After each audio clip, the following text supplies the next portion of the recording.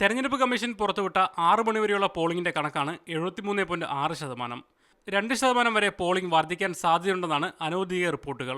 81.4%-ഓടെ വടകര ഒന്നാം സ്ഥാനത്തെത്തി. കഴിഞ്ഞ തവണ ഒന്നാമതെത്തിയ കണ്ണൂർ മണ്ഡലം രണ്ടാം സ്ഥാനത്തായി.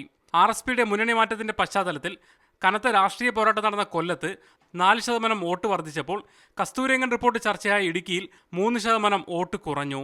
MA ബേബിയും NK പ്രേമേന്ദ്രനും തമ്മിലുള്ള മത്സരം വോട്ട് വർദ്ധിപ്പിച്ചപ്പോൾ കസ്തൂരിരംഗൻ റിപ്പോർട്ട് പ്രതീക്ഷിച്ചത്ര വോട്ട് മാറ്റമുണ്ടാക്കിയില്ലെന്നാണ് വിലയിരുത്തൽ.